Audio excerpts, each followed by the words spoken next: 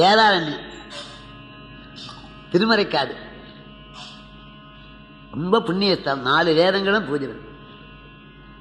அந்த சிவபெருமான் தான் இந்த சரீரத்தை நமக்கு கொடுத்தவர், வேதாரண்யத்து சுவாமி.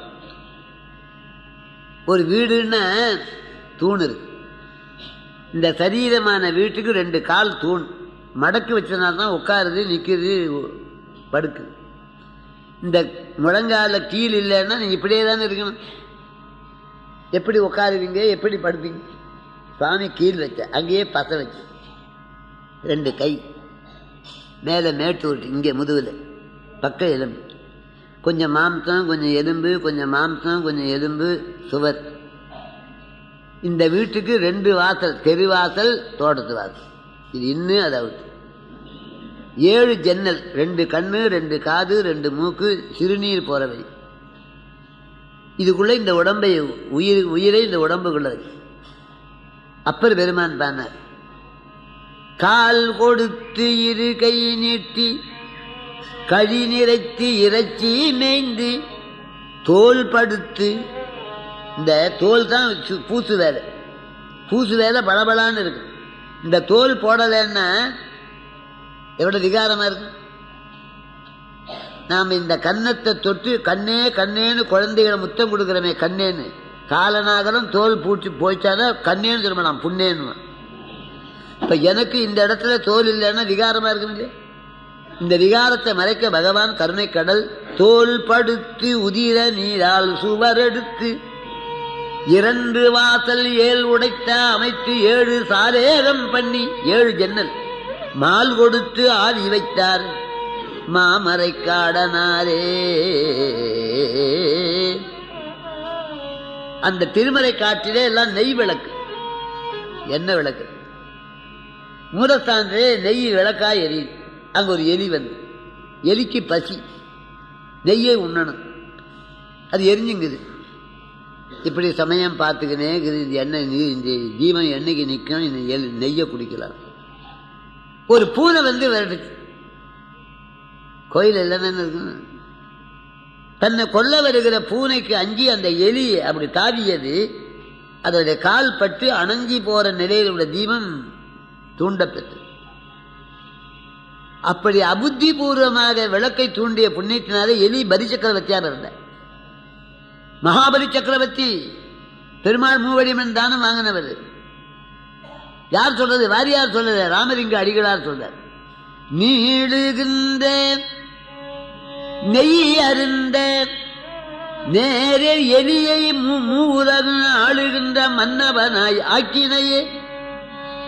சாமி நினைத்தா என்ன நடக்காது? ஜெயிலில் வருவார், மந்திரியா வருவார். மந்திரியா இருந்தது ஸ்டேஷன்ல போய் கையெழுத்து போடுவார். அவர் நினைச்சா என்ன நடக்காது? பஞ்ச குச்சேலம் குபேரனா போயிட்டானே ஒரே வினாடி. குச்சேலனுடைய கொடு வறுமை எங்கே? ஒரு பிடி அவெல்லாம் குபேரனவன். சமையல்காரனாக இருந்தவன் தானே காலமேகம். ஸ்ரீரங்கம் கோயிலில் சமையல்காரன். ஆகவே அந்த பாட்டை இன்னொரு பாட்டு. நீழுகின்ற நெய்யருந்த நேர் எலியை எலி மூலகம் ஆடுகின்ற. விஷ்ணு போய் கையேந்தி கேட்கிறார் மாபலி கிட்ட, மூவடிமன் தானம். அருணகிரியார் சொன்னார், தாவடியோட்டு மயிலிலும். தாவடினா பிரயாணம். தாவடியோட்டு மயிலிலும். இது திருப்புகள். அடியார்கள் தலையிலே இறைவன் திருவடி சூட்டுவார்.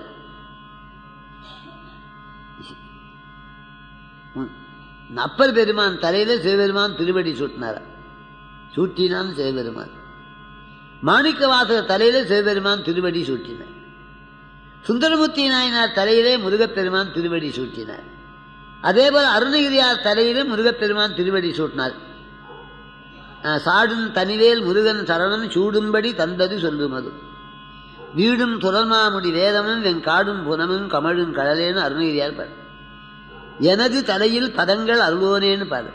ஆனால் அந்த பாடலை எழுதிய ஏட்டிலே ஆண்டவன் திருவடி வைத்தார் என்று இதுவரைக்கும் சரித்திரம் கிடையாது.